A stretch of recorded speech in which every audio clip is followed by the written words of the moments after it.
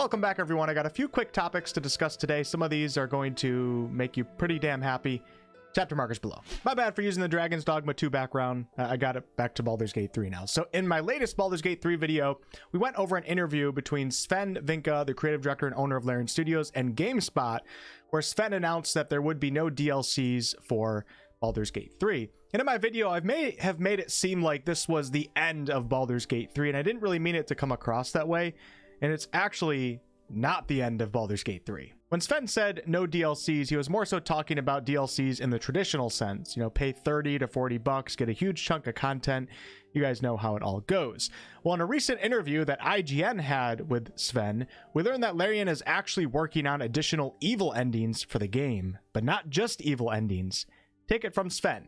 So they're working on the evil endings right now. I've seen some of them. They're really evil. So the evil players will be satisfied with that. Sven also said on Twitter that we should expect extra cinematics for some of the endings, which of course I think relates to evil endings, just not new content. So don't expect like a ton of new content, I guess. It's hard to determine like our cinematics content, like what that actually means. But yeah, we have more evil endings coming, and I'm assuming that these endings will be released with an upcoming patch. Just like all the previous patches that we've gotten 6 massive ones up to this point. All of them just came with a bunch of free stuff. Nothing actually cost money. So yeah, Bg3 is not done, but some of you guys are just going to have to let that darkness into your heart if you want to enjoy some of these upcoming cinematics and endings relating to an evil playthrough. Now, I think this is really awesome because as someone who played a good playthrough and also an evil playthrough, the evil playthrough is definitely lackluster when compared to the good playthrough. Much less content, not as exciting. There's no epilogue for the evil playthrough. If you've only played an evil playthrough in Baldur's Gate 3 and you have nothing to compare it to, you might still see Baldur's Gate 3 as this phenomenally amazing game, which of course it is. But when you compare both playthroughs, it's clear that the evil run was kind of left in the dust a little bit, and understandably so, because very few players actually play evil in games, and companies have to decide how many resources are we willing to dump into an aspect of our game that not many players are going to experience. Well, this just says a lot about Larian, because they're still going to dump resources into this aspect of the game when they certainly don't need to. This game's already a phenomenal success, and adding some evil endings I don't think is going to make a huge difference in sales overall. It's just really, this is an example of a company that uses their success to then be consumer friendly with that success and give it back to us, the community. It's awesome. But perhaps an even more important topic to all of you, many people out there who have fallen in love with the Baldur's Gate 3 companions, it's really clear that some of these companions meant a lot more to players than just being these cool characters that are in a video game. Many of these companions players were able to relate to. I've seen countless tattoos of these companions. It's actually incredible what video game writers and their voice actors can create together. Well, the no DLC news from Larian and the no Baldur's Gate 4 news broke many fans' hearts, as they felt like they had to say goodbye to their favorite companions for good. And as someone who doesn't really attach that much to video game characters like many other people do, I was even a little bit sad because I would love to see these characters again in the future. Well, don't forget, much of Baldur's Gate 3 is now canon D&D lore. Wizards of the Coast owns the future of the companions, which might be bad news for some of you guys.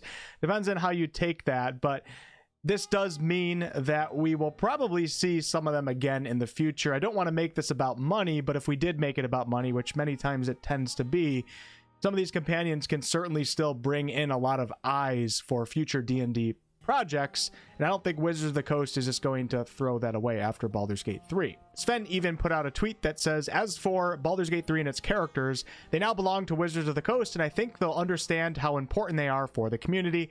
I trust that they'll be treated with respect. Yeah, let's hope that they are treated with respect and they get the quality that they deserve, unlike some things in the past, such as the Companions of the Hall with the Dungeons & Dragons Dark Alliance game. I wasn't too happy with that. But Sven seems to be optimistic about this, and I think we're going to see them again in the future. Now, more on the topic of the future of Baldur's Gate 3, don't forget that official mod support is still on its way, of which we did get some new information, or confirmation information, from Sven.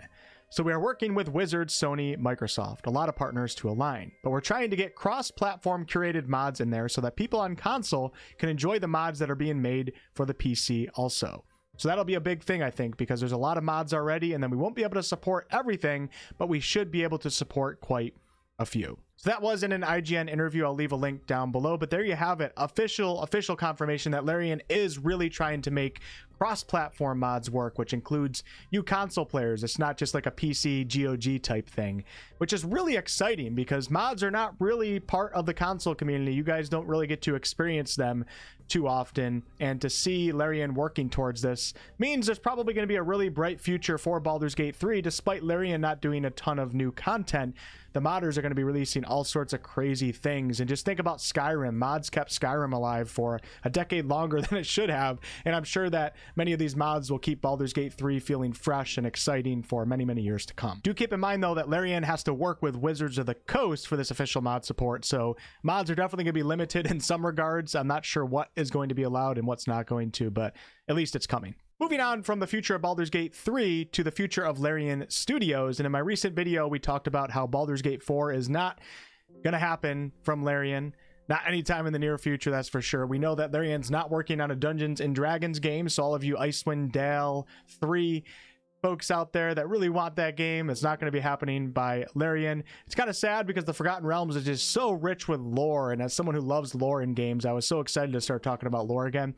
Larian is not working on a D&D game. In my recent video, I made the guess that Larian's next project would be Divinity Original Sin 3. Well, I was wrong. IGN also reported that Sven said that their next game won't be Divinity Original Sin 3, that it will be different than what you think it is, but that it's still familiar. That doesn't completely dismiss the possibility of it still being a Divinity game, but it's not going to be DOS 3 that many of us were guessing that it was going to be. We do know that from an interview last year that Larian says that they're not done with Divinity and that they're definitely going to go back to it at some point. So the next project is not BG4, it's not DOS 3, which leaves quite the mystery here. I find myself extremely excited while also a little bit nervous at the same time, because there's always the chance that Larian will take on something that's not really your cup of tea. But with that said, Larian's all about quality, obviously, so whatever they release, I know that I'm going to be super excited for. And don't forget that Sven said that their next project will be different, but also feel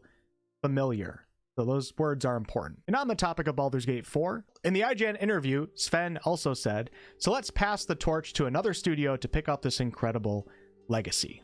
That certainly doesn't mean there's another company lined up, but Sven seems to think that another company out there will pick up the license at some point in the future. Whoever does this, of course, will have great pressure to release a high quality game coming off of Baldur's Gate 3. But with the success of Baldur's Gate 3, my guess is that whatever studio is up next, and this could be a decade from now from all we know, will be given quite the budget. That doesn't mean that the game is going to turn out good, or that the studio will do good with the budget, or that there's not going to be some overshadowing publisher that just ruins everything. But I'm assuming that there's going to be money that's thrown into this next game. It's not just going to be like an Owlcat or even an Obsidian CRPG. And that's not me bashing those projects or those studios. Pillars 2 is one of my favorite games of all time. I'm just simply stating the true fact that CRPGs don't tend to have that high of budgets because it tends to be a rather niche genre. Well, with Baldur's Gate 4, obviously, this type of CRPG is not niche anymore. Baldur's Gate 3's success was absolutely insane, so I'd expect a much higher budget than, you know, your traditional CRPG. And the last topic that I want to quickly touch upon is Larian does have ideas and plans for more than just one game in the future. And Sven confirmed this in one of the IGN interviews. He said that we have 2 games that we want to make, and we have lots of concepts. And if you guys watched my previous video, we also know that Sven said that his ultimate goal is to create an RPG that will dwarf them all. Now, whether or not that's the next RPG or the one after that, or how that's going to work, we're not entirely sure. But Larian certainly has great ambitions for the future. And to end this video, let me leave you with this line from Sven. The team has grown a lot during Baldur's Gate 3, and I think you can be very excited for what that growth means for our next game. Thank you all so much for watching. For those of you guys that did miss my first video, I recommend going back and watching that, because we also talk about Sven confirming that they are planning as of now to go through the whole early access phase like they did for Baldur's Gate 3. So us players for their next game will likely be playing this next game early, those of you guys that want to participate in that early access process. Much more Larian Studios and Baldur's Gate 3 content to come. Appreciate you guys watching. Catch you on the next one.